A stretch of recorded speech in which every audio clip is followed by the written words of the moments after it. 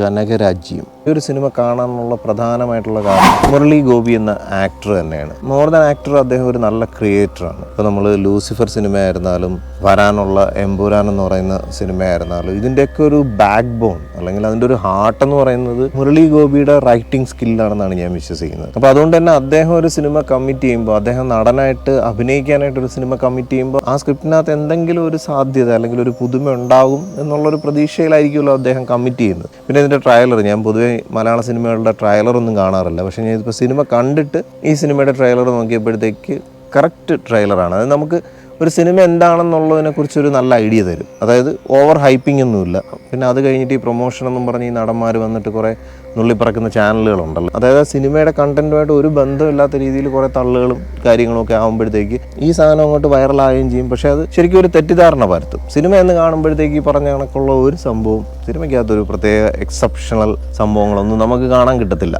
അപ്പോഴാണ് ഭയങ്കര നിരാശ തോന്നുന്നത്. അപ്പോൾ അതുകൊണ്ട് തന്നെ ഈ ഒരു സിനിമയെക്കുറിച്ച് പറഞ്ഞു കഴിഞ്ഞാൽ ഇതൊരു കുഞ്ഞു സിനിമയാണ്. ഒരു ലോ ബഡ്ജറ്റ് ഫിലിമായിട്ട് പോലും ആ കോണ്ടന്റ് നന്നായിട്ട് സിനിമയിലൂടെ കമ്മ്യൂണിക്കേറ്റ് ചെയ്യാൻ ഇതിൻ്റെ ഡയറക്ടർക്ക് കഴിഞ്ഞിട്ടുണ്ട്. സാഗർ, അദ്ദേഹം തന്നെയാണ് ഇതിൻ്റെ തിരക്കഥ എഴുതിയിരിക്കുന്നത്. അപ്പോൾ അതുകൊണ്ട് തന്നെ ആ ഒരു സ്ക്രീൻ പ്ലേ ആൻഡ് ഡയറക്ഷൻ, ഇത് രണ്ടും കൂടെ ഉള്ള ഒരു സിങ്ക്, ഒരു പെർഫെക്റ്റ് സിങ്ക് കിട്ടുന്നതുകൊണ്ട് തന്നെ ആ ഒരു പെർഫെക്ഷൻ സിനിമയുടെ അകത്ത് ത്രൂ ഔട്ട് ഫീൽ ചെയ്തു. അതായത് നമ്മൾ ബഡ്ജറ്റ് വൈസ് ഒരു കുഞ്ഞ് സിനിമ ആയിരുന്നാലും നമ്മൾ കണ്ടുകൊണ്ടിരിക്കുമ്പോഴത്തേക്ക് അതിൻ്റേതായിട്ടുള്ള പരിമിതികൾ അതിൻ്റെ ടെക്നിക്കൽ ഡിപ്പാർട്ട്മെൻറ്റിലും പലയിടത്തും നമുക്കത് ഫീൽ ചെയ്യും സിനിമ കണ്ടുകൊണ്ടിരിക്കുമ്പോൾ. ഇതിൽ അങ്ങനെ എനിക്ക് ഫീൽ ചെയ്തില്ല. പക്ഷേ ഈ സിനിമ തുടങ്ങി ആ രണ്ട് കഥാപാത്രങ്ങളെ എസ്റ്റാബ്ലിഷ് ചെയ്തിട്ട് അവരുടെ പ്രശ്നങ്ങളും പ്രതിസന്ധികളും ഒക്കെയാണ് ഈ സിനിമ ഡിസ്കസ് ചെയ്യുന്നത്. അവിടെയൊന്നും ഒരു ഡിസ്കണക്ഷൻ എനിക്ക് ഫീൽ ചെയ്തില്ല സിനിമയിൽ നിന്ന്. അതായത് നമ്മൾ ജനറലി പറയുന്ന ഈ ലാഗ്, ഇങ്ങനെയൊക്കെയുള്ള സംഭവങ്ങളൊന്നും അതൊരു ലാഗായിട്ട് തോന്നിയില്ല. സിനിമ ഒരു സ്ലോ പേസിൽ തന്നെയാണ് പോകുന്നത്. പക്ഷേ ആ സ്ലോ പേസ് ഡിമാൻഡ് ചെയ്യുന്നുണ്ട് സിനിമ.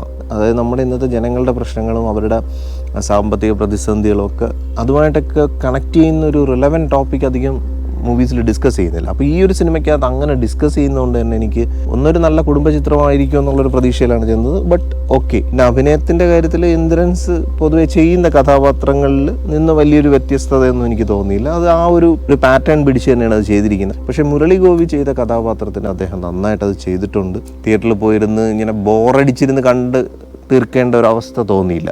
അത് തന്നെ ഒരു കുടുംബചിത്രത്തിൻ്റെ കാറ്റഗറിയിൽ എടുത്ത് നോക്കുമ്പോഴത്തേക്ക് എന്നെ സംബന്ധിച്ചിടത്തോളം ഈ സിനിമ ഓക്കെ എന്ന് പറയത്തക്ക ഒരു രീതിയിൽ ആ സിനിമ റെൻഡർ ചെയ്ത് വെച്ചിട്ടുണ്ട്. പിന്നെ വളരെ ഒരു റിയലിസ്റ്റിക് വേയിൽ എടുക്കാൻ ശ്രമിച്ചിട്ടുണ്ട്. അതൊരു പരിധിവരെ ആ ഒരു റിയലിസ്റ്റിക് ഫീൽ നമുക്ക് സിനിമയിൽ കണ്ടുകൊണ്ടിരിക്കുമ്പോൾ കിട്ടുന്നുണ്ട്. പിന്നെ മ്യൂസിക്കും ബാക്ക്ഗ്രൗണ്ട്, എനിക്ക് സംഗീതമൊന്നും ഭയങ്കര സംഭവമായിട്ടൊന്നും തോന്നിയില്ല.